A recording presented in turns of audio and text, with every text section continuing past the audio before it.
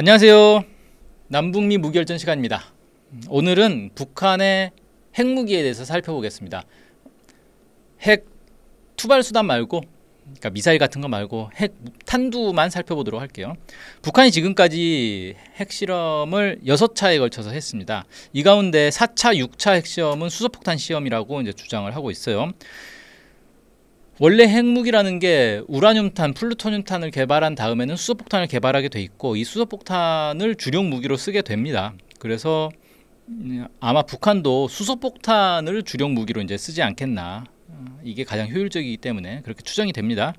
자, 2016년에 4차 핵시험에 관해서 북한이 당일 중대 발표를 했는데, 여기서 북한이 이 수소폭탄을 자체로 개발했다, 소형화된 수소폭탄이다, 뭐 이렇게만 얘기하고 기술적 정보를 거의 공개를 하지 않았는데, 그 마지막에 시험했던 2017년 9월 3일 진행한 6차 핵시험에 관해서는 북한의 핵무기 연구소가 성명을 발표해서 상세한 기술 정보를 공개를 했어요. 그래서 이걸 토대로 해서 북한의 이 핵무기 기술이 지금 어디까지 와 있나, 이걸 좀 살펴보려고 합니다.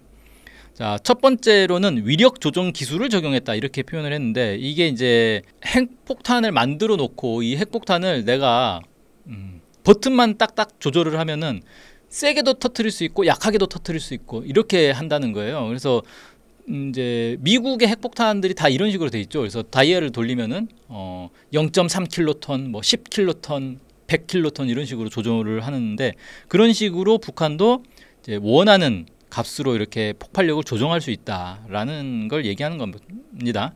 미국에서는 이걸 이제 다이얼-일드라고 이제 부른다고 해요, 이런 기술을. 자, 그래서 보면은 사진 이제 보시면 이게 미국의 이제 핵폭탄의 뭔가 조절 장치인데, 이게 뭔지를 이제 공개는 안 되는데 추정을 이제 할 수가 있어요. TATB라는 게 있잖아요. 이거는 폭탄의 낙하 시간을 조정하는 것이다, 이렇게 추정이 되고, 그 옆에 보면은 이제 오른쪽에 A부터 F까지 이렇게 조정할 수 있는, 딱딱딱딱딱 돌려서 조정할 수 있는데, 이게 이제 폭발력을 조정하는 장치 아니냐, 뭐 이렇게 좀 보여집니다. 그 아래에도 몇 가지 이제 조절할 수 있는 뭔가 이 폭탄의 특성을 조절할 수 있는 그런 버튼들이 좀 보이죠. 그 다음에 북한에서는 2단 열핵무기다라고 공개를 했어요. 이 2단 열핵무기라는 건 뭐냐면, 열핵무기라는 건 수소폭탄이고, 2단이라는 건 뭐냐면 안에서 이제 핵 분열탄이 터지고 그게 수소를 핵 융합시켜서 터지게 하는, 그렇게 2단계로 터지는 폭탄이다, 이 얘기입니다. 그러면 2단 열핵 무기가 아니라 수소폭탄 중에 그럼 다른 것도 있느냐 라고 했을 때, 수소폭탄의 규모가 커지면 수소폭탄이 터진 뒤에 그것이 또 수소를 핵융합시켜 가지고 3단으로 4단으로 이론상으로 6단까지도 이렇게 만들 수가 있다 그래요. 근데 그런 건 이제 어마어마하게 폭발력이 큰 무슨 짜르 bom바 같은 그런 이제 수소폭탄이 그렇게 하겠죠. 그래서 일반적으로는 2단계로 이제 폭발하도록 만듭니다. 그래서 아마도 이제 북한은 2단 폭탄을 통해서 필요한 폭발력을 이제 다 얻지 않았겠느냐, 이렇게 좀 추정을 해요. 그래서 사실 그 이상의 단계, 뭐 3단, 4단 이런 폭탄을 개발할 가능성은 그렇게 높아 보이진 않고요. 구조 설계에서는 수소폭탄의 표준 설계 라고 할 수 있는 텔로울람 설계와 유사한 설계로 추정되는 묘사가 좀 나와요. 뭐라고 이제 표현하냐면, 대칭 압축과 분열 기폭 및 고온 핵융합 점화, 1차계와 2차계의 지향성 결합 구조와 다층 복사 내폭 구조 설계, 경량화된 열 복사 차폐 재료와 중성자 차폐 재료, 이런 표현들이 나오는데, 이게 이제 전형적인 텔로울람 설계에 관한 이제 묘사이기 때문에 아마 수소폭탄의 이제 이 표준 설계라고 하는 텔로울람 설계로 이제 만들지 않았겠느냐, 이렇게 추정이 됩니다.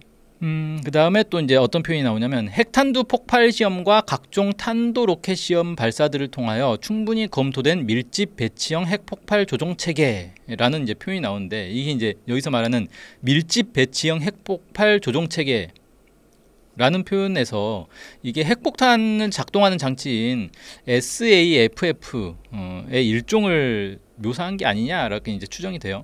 이게 북한이 용어들을 다 그 한글 용어를 쓴단 말이에요. 영어를 잘 안 쓰고. 그래서 우리는 이제 이런 전문 용어로 들어가면 대부분 다 영어를 많이 쓰잖아요. 그래서 북한이 표현한 게 우리가 흔히 쓰는 영어 용어랑 어떻게 매치가 되는지, 이런 것들을 확인할 필요가 있습니다. 과학기술 용어들이 북한은 거의 대부분 자체 그냥 한글 표현들을 다 만들어서 쓰고 있기 때문에 그거 매치시키는 것도 상당히 일이에요. 그래서 인터넷에 들어가 보면 그 북한 과학기술 포럼인가 그런 그 단체가 있어요. 거기서 운영하는 사이트에 가보면은 북한 과학기술 용어랑 우리가 쓰는 용어랑 이렇게 비교해서 이렇게 쭉쭉쭉 소개한 게 있습니다. 그걸 들어가 보면 대충 이제 알 수가 있는 게 있어요. 자, 근데 이제 핵폭탄 이제 이 기폭 장치인 SAFF라는 게 뭐냐면 S는 이제 세이프 안전, 그 다음에 A는 아밍 무장, 그 다음에 F는 이제 퓨징하고 파이어링, 그러니까 신관과 폭발 이런 이제 머리 글자를 딴 거예요. 그래서 안전은 뭐냐면 이 핵탄두가 날아가다가 중간에 의도치 않게 무슨 충격을 받거나 아니면 뭐 온도 변화나 이런 것 때문에 폭발이 일어나지 않도록 이렇게 이 폭발을 방지하는 장치예요.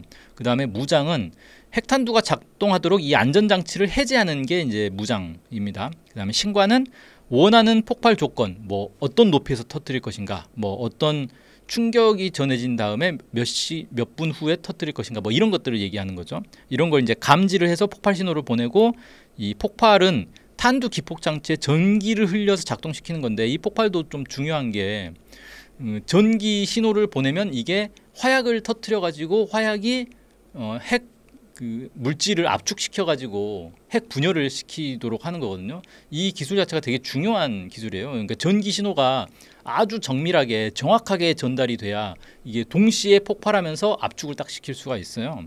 그래서 그런 것들에 대한 것들이 이런 이제 폭발에 들어가 있는 거죠. 자, 그리고 이제 안전을 뺀 나머지 를 이제 AFNF라고 부르기도 하고요. 이런 것들, 이런 기능들을 하나의 장치에 다 이렇게 배치를 하는 걸 밀집 배치형이다라고 한 것 아닌가라고 이제 추정은 되는 거예요. 그래서 이제 사진 보시면 이게 2017년 9월 3일에 공개한 북한의 핵탄두거든요. 생긴 게 이제 장구 모양, 땅콩 모양으로 생겼다라고 해서 이제 수소폭탄이다라는 게 추정이 되는데, 그 탄두 옆에 보면은 그냥 원통처럼 돼 있는 장치가 있잖아요. 이게 아마 밀집 배치형 핵폭발 조종 체계가 아니겠느냐라고 이제 추정을 합니다. 자, 그다음 폭발력. 북한에서는 폭발력을 따로 공개를 하진 않았어요. 근데 대략 50에서 200킬로톤이 아니겠느냐라고 이제 추정을 합니다. 이렇게 추정하는 건 뭐냐면, 북한이 지하 핵 실험을 했을 때 그 지진파를 가지고 이제 추정을 하는 거예요. 근데 이 지진파로 핵 폭발의 이제 그 폭발력을 추정하는 게 사실 여러 가지 어려움이 좀 있습니다. 지하 핵시험장의 깊이나 지질 구조, 안반 성분 이런 거에 따라서 좀 변수가 되기 때문에 사실 정확한 폭발력을 우리는 알 수 없어요. 북한은 알겠죠. 어디에다가 어떻게 시험장을 구축했는지를 북한은 알고 있으니까. 우리는 뭐 정확한 건 모르겠다. 자, 지금까지 북한이 공개한 핵탄두가 총 3가지 종류가 있다 그래요. 하나가 2016년 3월 9일에 화성포 13형에 탑재할 핵탄두를 공개했는데, 이게 둥근 공 모양이에요. 그래서 내폭형 플루토늄 원자폭탄으로 이제 추정이 되는 거죠. 그 다음에 2017년 9월 3일에 화성포 14형에 탑재할 핵탄두를 공개했는데, 이게 이제 아까 보셨던 그 장구 형태의 모양이고 당연히 수소폭탄일 것이다 추정이 되고요. 2023년 3월 28일에는 전술 핵탄두를 공개를 했어요. 화산 31이라고 아예 이름까지 공개를 했는데, 이게 단거리 탄도미사일, 초대형 방사포, 전략 순항 미사일 등 다양한 전술 핵무기에 탑재할 수 있도록 표준화, 경량화, 소형화, 규격화를 한 걸로 이제 보입니다. 그래서 대량 생산을 이미 해놓은 게 이제 보여요. 그래서 여기에도 장착하고 저기에도 장착하고 여러 전술 이 핵 투발 수단들에 장착할 수 있도록 이렇게 개발을 한 걸로 이제 좀 보입니다. 화산 31의 폭발력은 사실 정확하진 않은데 대체로는 10킬로톤 안팎으로 추정을 했거든요.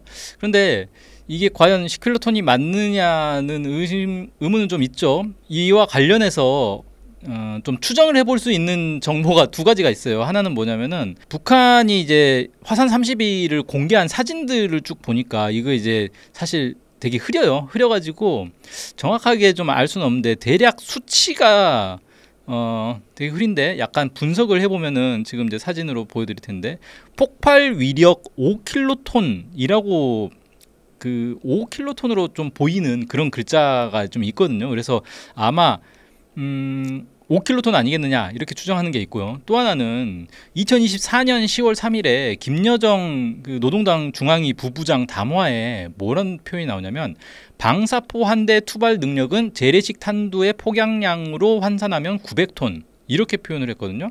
그런데 여기서 언급한 방사포 차량이 4개의 발사관을 가지고 있어요. 그러니까 초대형 방사포 4발에 900톤의 폭발력을 지닌다라는 거잖아요. 그러면 한 발당 225톤인데 즉 225톤이면 0.225킬로톤인 거죠. 그래서 화산 31이 그러면 0.225킬로톤인가?